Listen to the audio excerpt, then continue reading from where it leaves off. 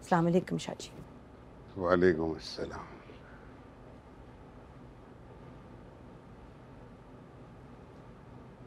कोई खबर आई? कोई नहीं शाह जी, 2 दिन रह गए हैं 40वें में। बुलावा भेजना तो दूर की बात, इत्तला तक नहीं दी उन्होंने। ठीक है, मैं नाजिम से कहता हूँ कि सिकंदर से बात करें। हो सकता है परेशानी में भूल गए हो। कैसी परेशानी शाह जी? आप भी साफ नजर आने वाली चीज को जानबूझ के नजरअंदाज कर रहे हैं। तैमूर की माँ हमें यह एहसास दिलाना चाहती हैं कि वो हमसे या हमारे खानदान से अब कोई ताल्लुक नहीं रखना चाहती। मुझे नहीं पता मेरी बच्ची किस हाल में होगी। देखिए, आप इस तरह अंदाजों पर अपनी राय कायम मत कीजिए। अभी तो 2 दिन बाकी है चिलम में। हो सकता है कि बुलावा आ जाए।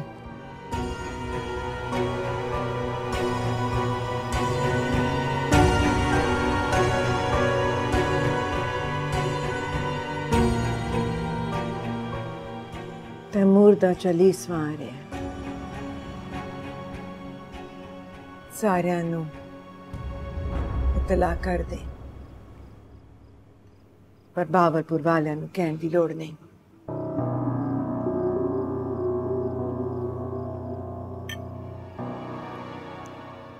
क्या हो गया माँ साइन? ऐसे भला कैसे हो सकता है? मैं यहाँ पे रहती है इस घर में, और उनका भी तैमूर के साथ कोई रिश्ता था। कोना तैमूर नाल इस हवेली नाल कोना रिश्ता? पहला दिन ही टूट गया रिश्ता।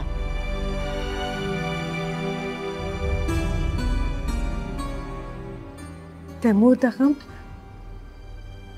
साडा गम है पुत्र, साडा गम है, उन्हां दा नहीं है। तो फिर माही पर तैमूर की बेवा के तौर पर इस घर में इद्दत गुजारने की पाबंदी क्यों लगा रखी है आपने? वो हमारे लिए नहीं, लेकिन अपनी बेटी के वास्ते तो आ सकते हैं ना।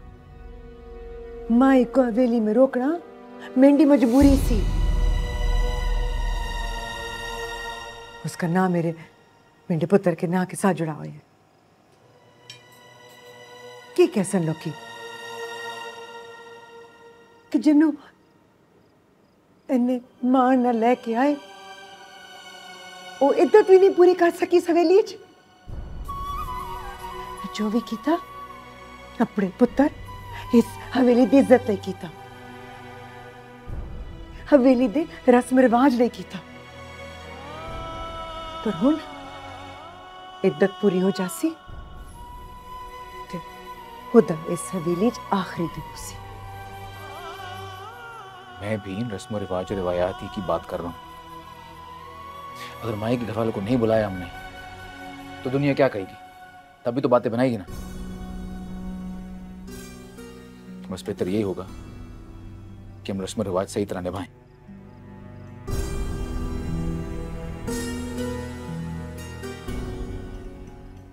चंगा, ए पत्थर भी दिल ते रख ले सा, पर मैं उम्मीद ना रखी कि मैं उन्हों को वट के मिल सा।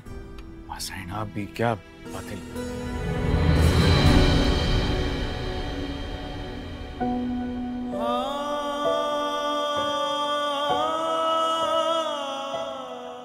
भाई, तुम वहां पे खड़ी क्या कर रही हो? आओ, तुमने खाना नहीं खाया होगा, आओ।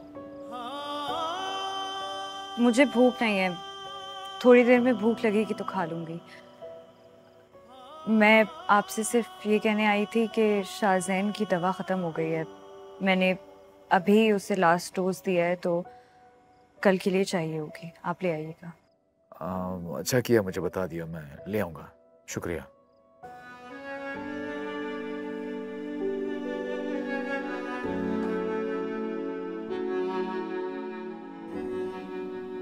रशीदा। जी सही। माई बीबी से पूछो खाने का, पूछ के कमरे में दे देना उनको। जी बेहतर सही।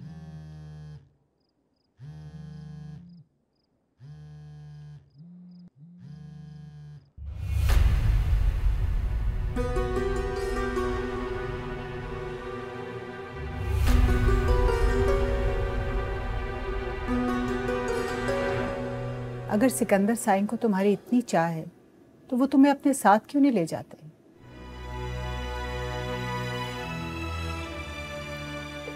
वो तो तुम्हें मिलने तक नहीं आते, तुम्हारा फोन तक नहीं उठाते। कहाँ ले जाएंगे मुझे वो? जाहिर है अपनी हवेली। हवेली? और किस हैसियत से, ये भी आप बता दीजिए।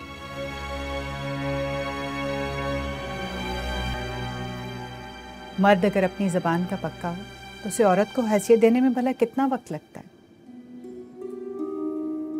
और रही बात हैसियत की, तो उससे पूछ के देखो कि उसकी जिंदगी में तुम्हारी क्या हैसियत है। दोबारा फोन मिलाओ।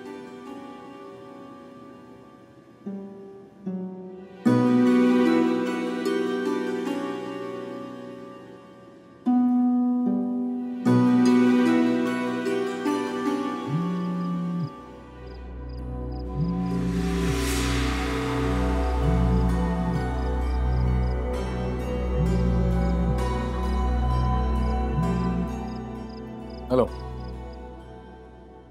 शुक्र है आपकी आवाज तो सुनी। कैसे हैं आप साईं? हाँ, मैं ठीक हूँ। बस मुझे आपकी खैरियत ही मतलूब थी। खुदा हाफिज।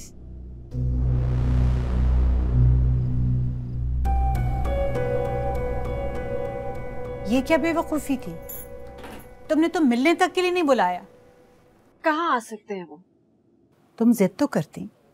बाजार में बैठी औरत की क्या हैसियत होती है ऐसे इज्जतदार घरानों में, मुझसे बेहतर आप जानती हैं। बाजार से अपना वास्ता तो तुम कब का खत्म कर चुकी, और ये बात तो सिकंदर साईं को भी बहुत अच्छी तरह से पता है। तो फिर हाथ कंगन को आरसी क्या, ये भरम भी आजमा लो। ये आपको आज क्या हो गया है? क्यों ऐसी उखड़ी उखड़ी बातें कर रही हैं मुझसे? आप अच्छी तरह जानती हैं कि मैं साईं सिकंदर को किसी इम्तिहान में नहीं डाल सकती। वो मेरे लिए सोचते हैं, मेरे लिए इतना ही काफी है। उन्होंने मेरी खातिर मुझे आम तमाशबीनों की दस्तरस से दूर करके माहाना मुकर्रर कर दिया, जो महीने की आमदनी से कहीं ज्यादा है। बात मेरे मुंह से निकलने से पहले वो पूरी हो जाती है। और क्या चाहिए मुझे? यही तो तुम्हारी गलती है। ये काम तो कोई भी अमीर ज्यादा कर सकता है तुम्हारे लिए। साईं सिकंदर का दावा इससे कहीं ज्यादा का है, सिर्फ कदरदानी का नहीं।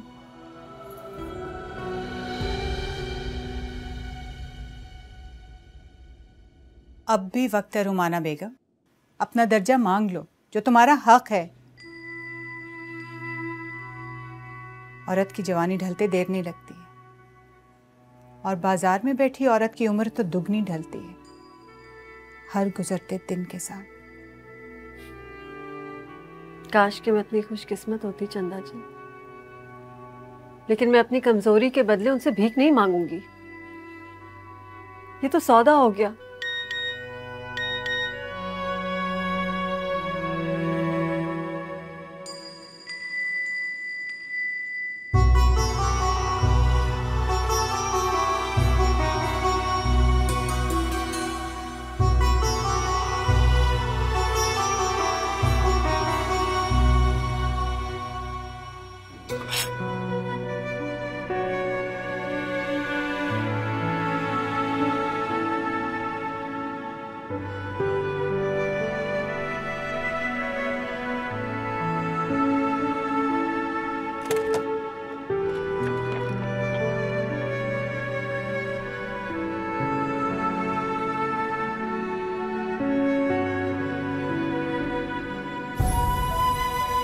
ए पत्थर भी दिल ते रख ले सन, पर मैं उम्मीद न रखी कि मैं उन्हों को वट के मिल सकूं।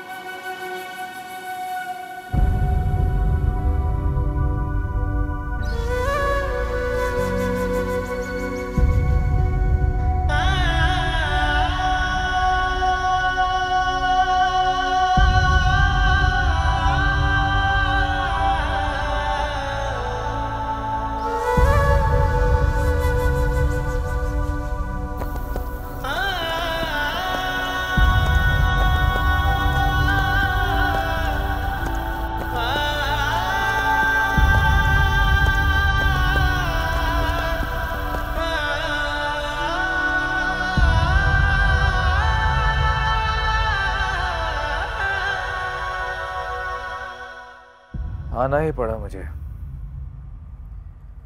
हालांकि ये वक्त घर से निकलने का नहीं था।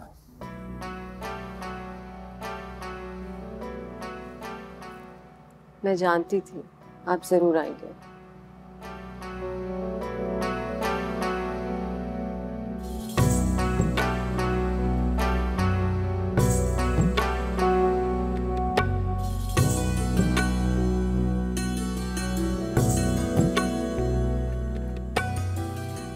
और तुम्हें परेशान होने की बिल्कुल जरूरत नहीं है। अब वो मलिक, उस तक मेरा पैगाम पहुंच चुका होगा। मैं अब परेशान नहीं हूँ, लेकिन आप कुछ थके हुए निढाल से लग रहे हैं साईं। क्या करें, वक्त ने कुछ थका सा दिया है, एक पल चैन नहीं लेने देता। कहीं तो वक्त को रोक लूं आपकी खातिर।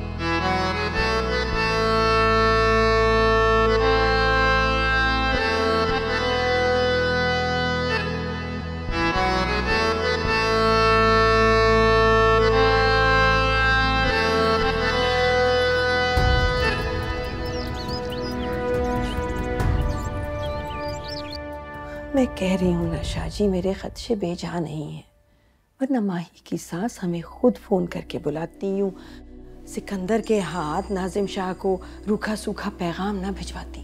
लो, अब ये गिला है कि जागीरदारनी ने खुद जाती तौर पर फोन क्यों नहीं किया। पहले ये परेशानी थी कि माही के ससुराल से कोई पैगाम, कोई बुलावा क्यों नहीं आया। बुलावा देने के भी कुछ कायदे, कुछ उसूल होते हैं। किसी को इज्जत से बुलाने के आदाब मुकर्रर हैं। ये क्या, ये तो साफ लग रहा था जैसे सर से जिम्मेदारी उतार दी गई हो। मेरी बच्ची का मामला ना होता तो मैंने नहीं जाना था। चलो, बेटी की खातिर ही सही। आओ अब चल पड़ो, नाजिम और साहिबा इंतजार कर रहे होंगे। हमें वक्त से पहले वहां पहुंच जाना चाहिए। आप आइए नीचे।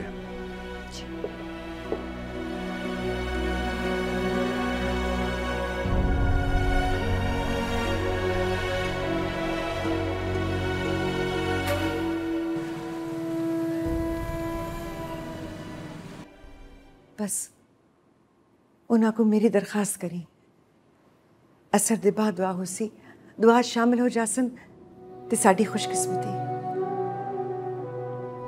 मैं आप लैन जासा, बस आते राजी हो जासन। जी बीबी सैन, तो फिक्र ना करो जी, मैं अपनी पूरी कोशिश करे सा। रब चंगियां करे सी जी, मेरे वालों मिन्नत करी कि एक मजबूर मां दी दरखास्त है, मैं मान रख लस। जो हुक्म बीबी सैन, रब थोड़ी मुराद को पूरा करे जी।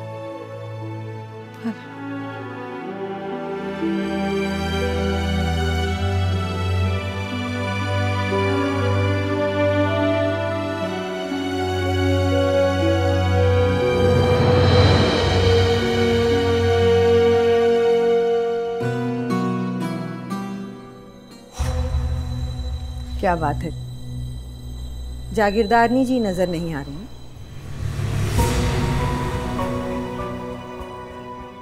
वो दरअसल वो कमरे में, उनकी तबीयत कुछ ठीक नहीं है। खैर आप लोग चलिए, आप लोगों का इंतजार हो रहा है, आइए।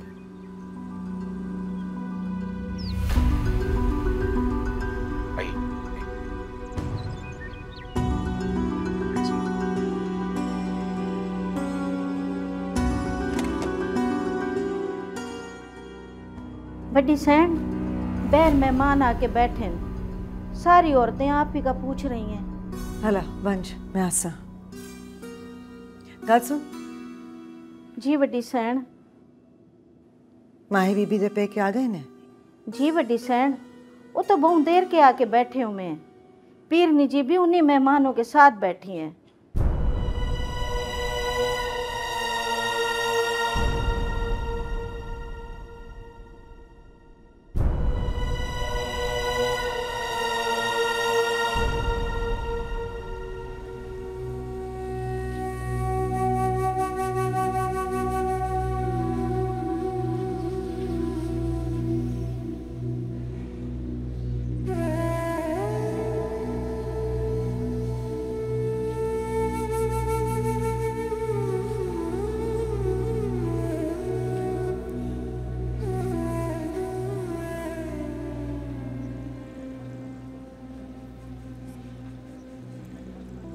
ऐसी भी क्या मसरूफियत है, ऐसी भी क्या बेरुखी।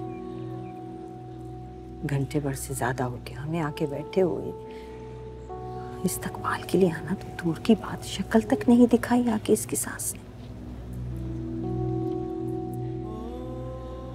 अम्मी, माँ जी अभी आती ही होंगी, न्याज और खैरात के इंतजामात में बिजी हैं। तुम्हारी अकल पे तो पर्दे पड़ गए हैं माही रानी। बार बार तुम्हारी वजह से यहाँ आके जलील हो रहे हैं हम लोग। तुम्हें कोई फर्क नहीं पड़ रहा, जरा ख्याल नहीं है हमारा। अम्मी, आप ही ने रिश्ता कराया था ना मेरा इस खानदान में।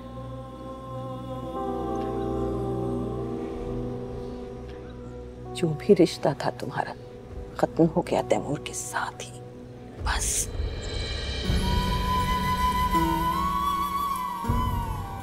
मैं अब भी कहती हूँ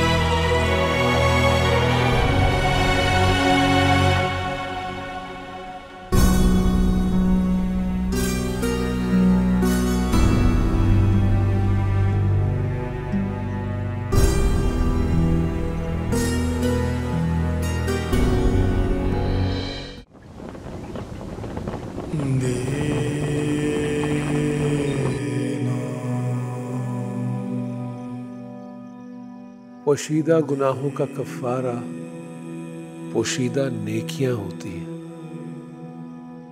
और दुआ दुआ मुकद्दर की मुरम्मत का औजार होती है। मांगते रहा करो अपने मालिक से, तो आज से बिगड़े नसीब संवर जाते हैं। तो हमें बड़ी ताकत होती है।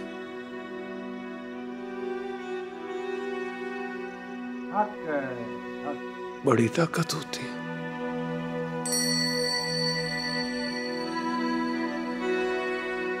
बीबी तेरी क्या गरज है? पीर साईं, वल थोड़ी दुआ दी लोड़ है जी।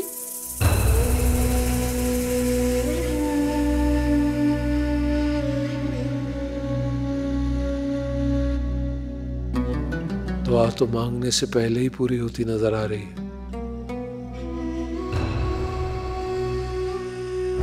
हज़रत शम्स के मज़ार पे? पर वहाँ क्यों? सुना है बड़ी हवेली में जब भी कोई खास दुआ होती है तो मुजावरों और फ़कीरों को खास तौर पर शिरकत के लिए बुलाया जाता है। आज तो वैसे भी सिकंदर साईं के भाई का चेलम है, आज तो वहाँ हर आमो खास को दावत है। दिल तो मेरा भी बड़ा चाह रहा है। मुझे ना तैमूर की मांग देखनी है, बड़ी हिम्मत वाली है, इद्दत में बैठी हुई अपने शौहर के कत्ल के बाद। तो चलें, ले चलती हूँ मैं आपको। लेकिन कहीं साई सिकंदर को बुरा ना लग जाए, और फिर इजाजत लेने का भी तो वक्त नहीं रहा। तो हम कौन सा मेहमानों के रूप में जाएंगे, हम साइल के रूप में जाएंगे, जैसे ढेरों फकीर आए होंगे वहां पर। हाँ, और मुझसे बड़ी बेकारन कौन होगी वहां? शायद इसी बहाने उनकी चौखट पर कदम ही रख लूं।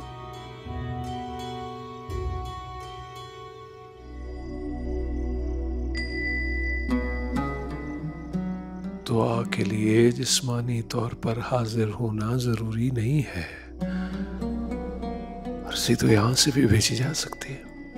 मेहरबानी चा करो फकीर साईं, बड़ियां आसां ते उम्मीदां घिन के तुहाडे कोल आईयां जी।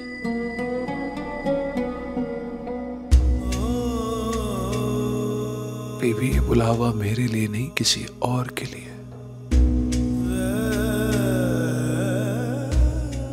जाने उसके नसीब में जाना है भी कि नहीं।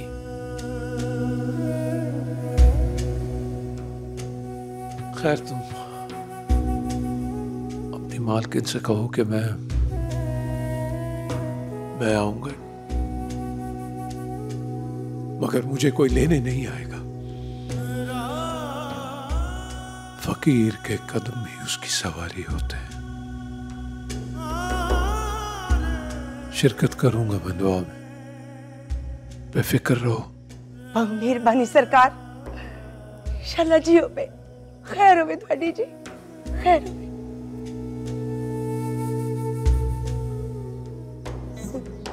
अल्लाह तुम्हारी सब मुरादें पूरी करे।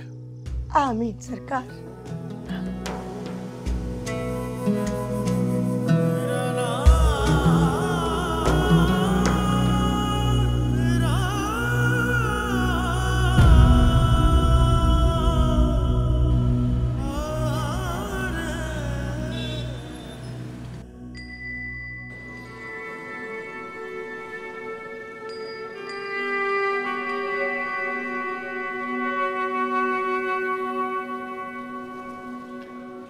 शीदा, अनाज दी बोरियां भी रखवा दे।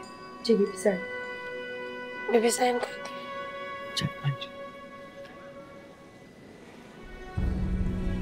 माँ जी, आपने बुलाया?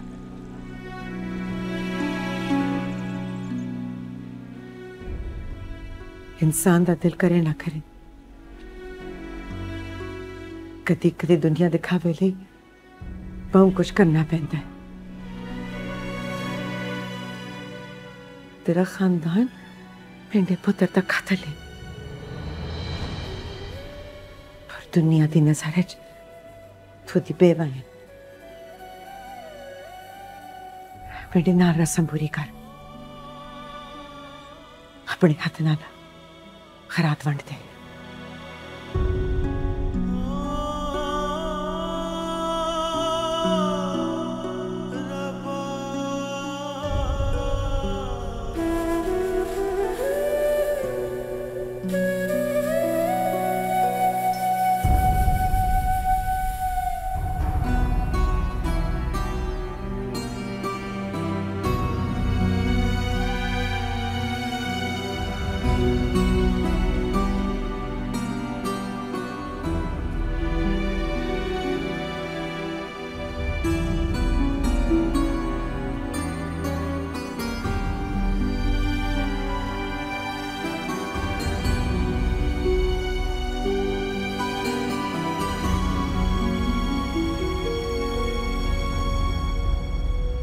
माई, किसी चीज़ की कमी तो नहीं होगी?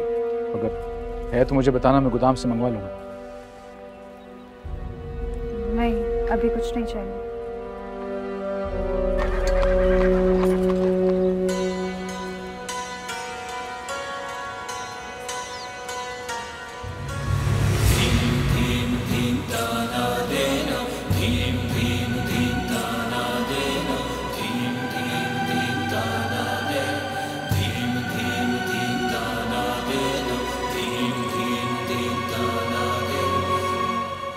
सब कुछ तो तैमूर का ही था।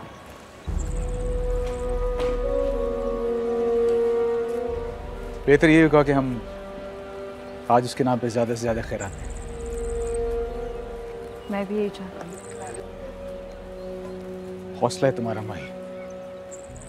जब भी मैं अपनी भाई की मोहब्बत में टूटने लगता हूँ ना, तुम्हें देख के हौसला मिलता है मुझे। जीती रहो। रुमाना बाजी, देखें यही है जागीरदारनी की बहू।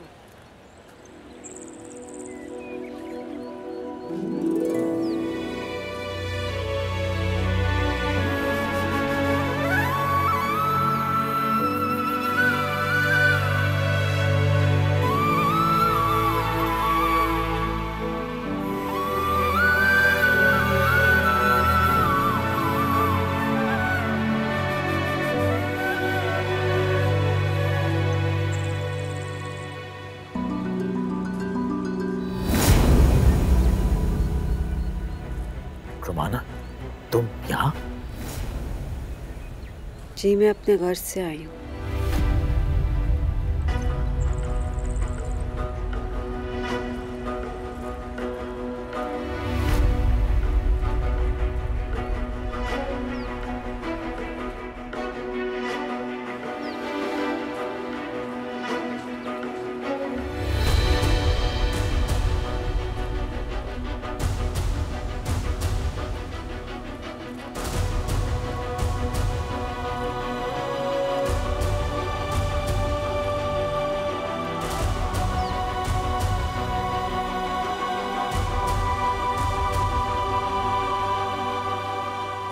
खुदा आपकी सारी मुरादें पूरी करे। मुझे ये सब नहीं चाहिए।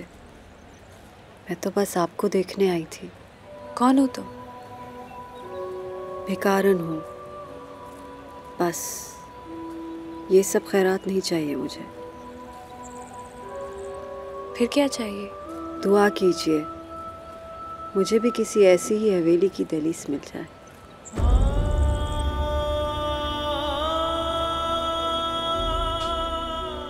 दहलीज तो मुकद्दर वालियों का नसीब होती है। मेरी दुआ की क्या औकात में तो खुद।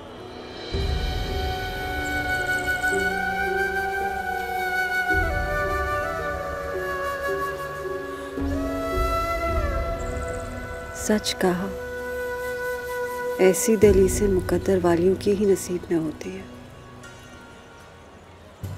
चलो चलिए, अगर किसी ने देख लिया तो मसला हो जाएगा।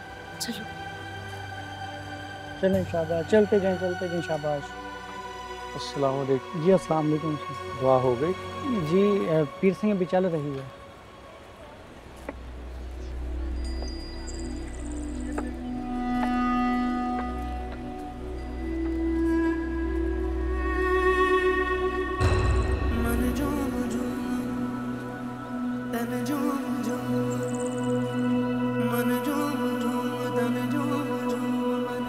आप अंदर चलें फ़कीर सिंह जी, अभी दुआ चल रही है। दुआ के लिए किसी ख़ास वक्त, मकाम और जगह की ज़रूरत नहीं होती। अपने बड़ी मालकिन को कह देना कि फ़कीर ने अपना वादा पूरा किया और अभी मेरे अंदर जाने का वक्त नहीं आया।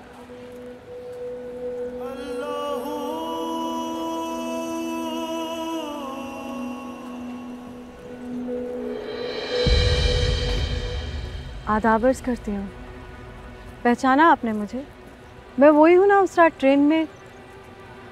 उस दिन से इतना दिल घबरा रहा था हमारा। बड़ी गलती हो गई हमसे। जब हम सुबह उठे आप चले गए थे। देखिए मैं और चंदा जी बहुत शर्मिंदा हैं उस रात के लिए। हमसे बड़ी भूल हो गई। क्या आप हमें माफ़ कर देंगे? माफ़ कर दिया मैंने। अरे अरे सुनिए तो सही मेरी बात।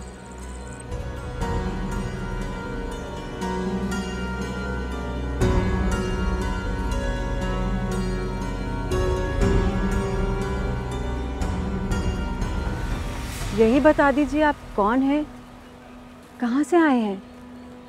यहाँ के तो लगते नहीं हैं। और आपके तर्क लहजे से लग रहा है कि आपने हमें माफ़ नहीं किया। क्या चाहती हैं? आप अपना तारुफ करा दें। फकीर हूँ, फकीरों का कोई तारुफ नहीं होता। फकीर लगते तो नहीं। बदकिस्मती समझे इसे मेरी। शनाख्त बनाते बनाते वक्त लगता है, और कुछ लोग बगैर बनाए ही।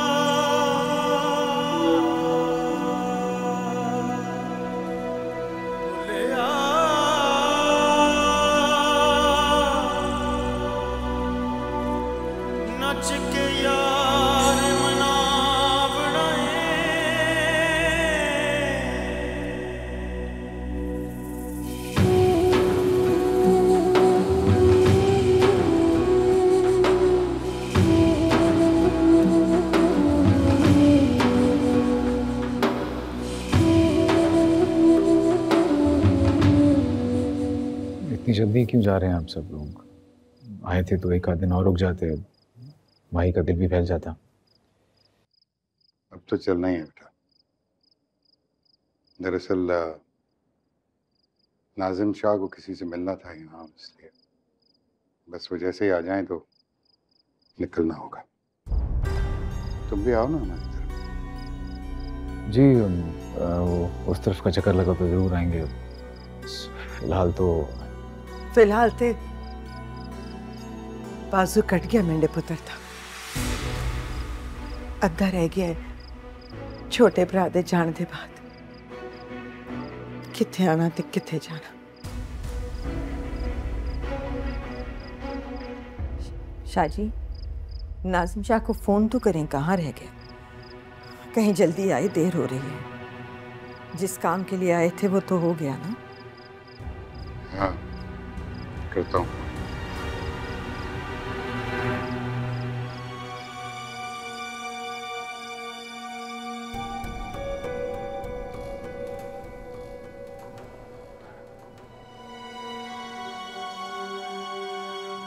तो 40वां भी हो गया, तुमने अपना फर्ज अदा कर दिया। पता नहीं मुझे ऐसा क्यों लगता है कि तुम्हारी सास तुम्हारे यहाँ रहने पे ज्यादा खुश नहीं है, बस दिखावा कर रही। तो फिर ये जिद क्यों माही?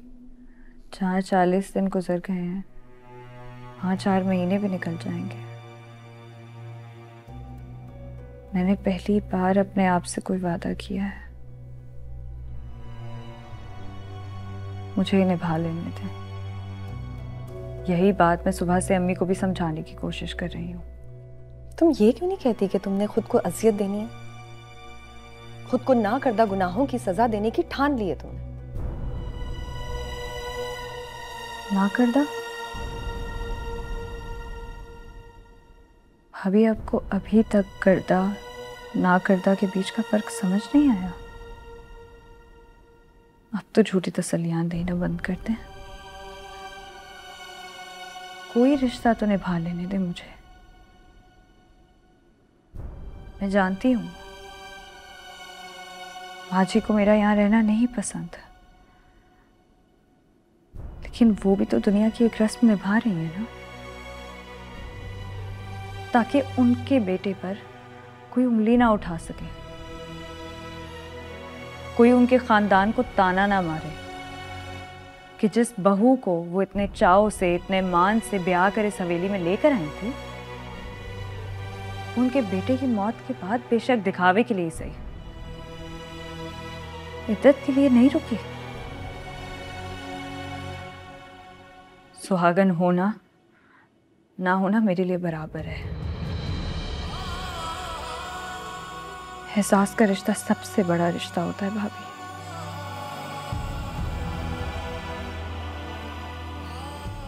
और आपको क्या लगता है, अगर मैं अभी वापस अपने घर चली भी गई आपके साथ, तो क्या मैं वही पुरानी माही बन के अपनी जिंदगी गुजारना शुरू कर दूंगी? नहीं, वो माही मर चुकी है। खत्म हो चुकी है। शायद तैमूर की मौत से पहले ही।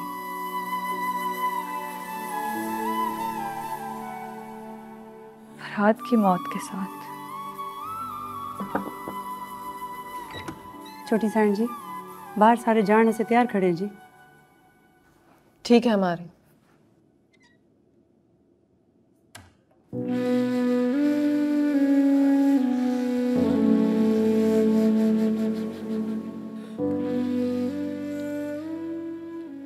ख्याल रखना माही।